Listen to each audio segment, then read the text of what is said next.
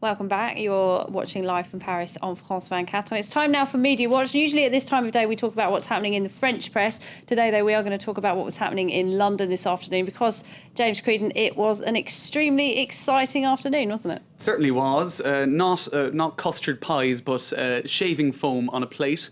And yes, this was the incident when, after 3 hours of questioning, a comedian broke into the House of Commons and into where that committee hearing was taking place and tried to assault Rupert Murdoch. His wife, Wendy, was quick on her feet, managed to divert the attacker who was shouting greedy. Absolutely. He was shouting greedy. You'd think she almost had martial arts training. She was so quick on her feet. Got to the attacker much more quickly, in fact, than the police officer. If you can see that in the frame, it took him a number of seconds longer to actually react. I think we'll see him coming into the right-hand side of the frame shortly. Oh, there we are. Right. Oh, look, there she goes. Bang! Absolutely. Now, the thing is, this was after 3 hours of very cleverly thought through strategy in terms of how to deal with this controversy that has engulfed News International, the British newspaper company, and News Corp, the Murdoch-owned international conglomerate. So in many ways it distracted from the questions and the very repetitive answers that were provided. If we have a look at some of the headlines online, for The Independent, they are focusing on this attack. Rupert Murdoch pelted with foam during hack hearing.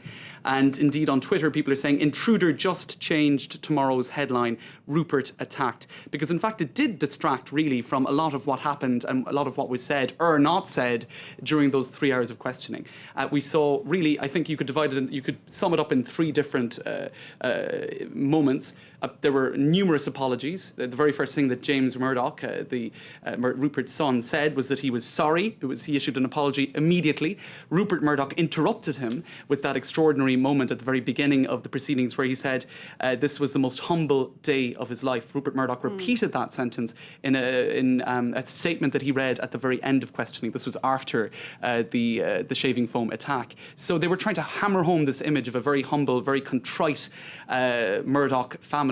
It was an extraordinary performance, though, wasn't it, by Rupert Murdoch, which I think everybody was really waiting to see. This is a man who, in 40 years of doing business in the UK, has never appeared before British lawmakers. Now, he started off kind of grouchy, didn't he? He didn't seem... But he did kind of regain his composure as things went on, didn't he? There were long, pregnant pauses throughout in the beginning, whereas James Murdoch was humming and hawing and stumbling and stammering. And in the beginning, I thought his performance was extremely poor and did not look like somebody... he didn't come across as somebody who had the wherewithal to lead the company into the future. Rupert Murdoch was much more cautious, and there were these long pauses before he would answer, and every time, usually the answer was something in the lines of, we didn't have this information, we were not aware of this information. Right. And he pointed out how many employees they have at the company. But we are running out of time, so I just want to talk quickly about Rebekah Brooks, another widely anticipated performance. How did she do? Well, I think she was somewhat less contrite, and that is because, of course, she's already lost her job. There were two moments that I think were quite key. Glenn Mulclare, he's the private investigator who was implicated in the Millie Dowler hacking back in 2002. She says she first heard of his name in 2006, so she's very much trying to distance herself from one of the key players in this hacking scandal. Also, whether or not payments were made to the police, to the Metropolitan Police in 2003 at the same committee. This is the Culture Committee of the House of Commons. She said that payments had been made. Today, she said that no payments had ever been made. So I suppose, that's not the first time that a reversal of that particular statement has been made.